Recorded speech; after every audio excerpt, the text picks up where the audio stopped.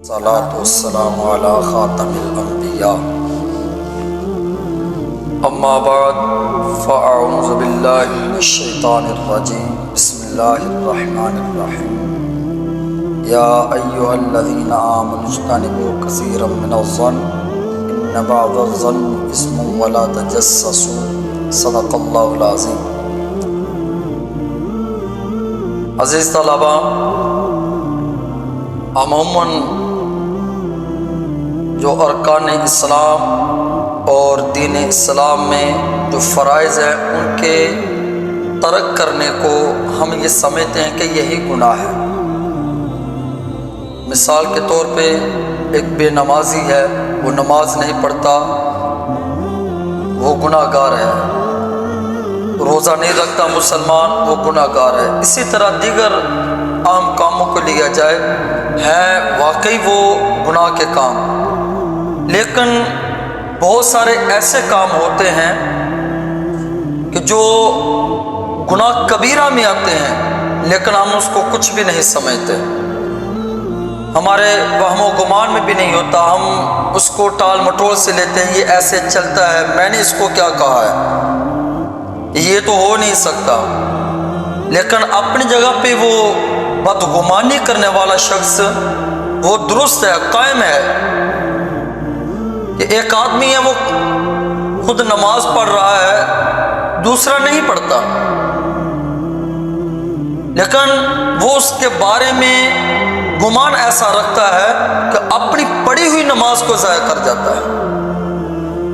ایک آدمی ہے وہ دوسرے کو دیکھ کے یہ خود میں تصور پیدا کرتا ہے کہ میں نیک ہوں، یہ فلاں شخص یہ ایسے ایسے ہے، یہ نیکی نہیں کرتا۔ اس سے کیا پتا کہ وہ اپنی جگہ پہ رہ کے فرائض کے ساتھ ساتھ تہجد گزار ہو، نوافل کا پابند ہو، صدقہ خیرات کرنے والا ہو، لیکن جو صاحب نماز جو مصلی حضرات ہیں اس نے جو اپنے دل میں تصور پیدا کیا ہے، اس کے بارے میں بدگمانی پیدا کی ہے، وہ بدگمانی اس کی اپنی نمازوں کو بھی خراب کر دیتی ہے، اس کے اعمال کو برباد کر دیتی ہے۔ پیارے آقا صلی اللہ علیہ وآلہ وسلم نے ارشاد فرمایا کہ بدگمانی سے بچو، بدگمانی جھوٹ ہے۔ ایک مومن کو دوسرے مومن کے بارے میں حسن ظن رکھنا چاہیے، اچھا گمان رکھنا چاہیے کہ ہم ایک دوسرے کے بارے میں ہم اپنے معاشرے میں دیکھیں کہ ہم کیسے کام کرتے ہیں، کہ یہ ایسے گناہ ہیں، پھر گناہ کبیرہ میں شمار ہوتے ہیں کہ جن کو ہم گناہ سمجھتے نہیں ہیں۔ ہم کہتے ہیں کہ یہ ذہن میں گزر گیا، اچانک ذہن میں گزر جانے سے اس کا مطلب یہ نہیں ہوتا کہ میں اپنی جگہ بری ذمہ ہوں، دوسرا گناہ گار وہ نماز نہیں پڑھتا، وہ نیک اعمال نہیں کرتا۔ حضرت شیخ سعدی شیرازی رحمۃ اللہ علیہ آپ لکھتے ہیں ایک چھوٹا بچہ اپنے والد کے ساتھ ساری رات عبادت کرتا رہا، جب پچھلا پہر ہوا ان کے قریب چند لوگ سوئے ہوئے تھے، بیٹا باپ سے کہنے لگا کہ کیسے لوگ ہیں، غفلت کی نیند سو رہے ہیں، کیا اچھا ہوتا کہ اٹھ کر کے 2 رکعت نفلی ادا کر لیتے۔ والد نے کیسی نصیحت کی، بچے کی کیسی تربیت ہو رہی ہے،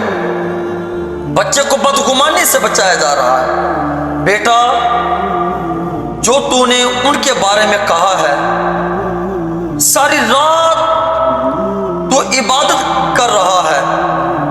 تیری عبادت کرنے سے بہتر ہے کہ تو بھی ان کے ساتھ سویا رہے، کہ تیری بدگمانی تیرے ساری رات کی عبادت کو ضائع کر رہی ہے۔ ہم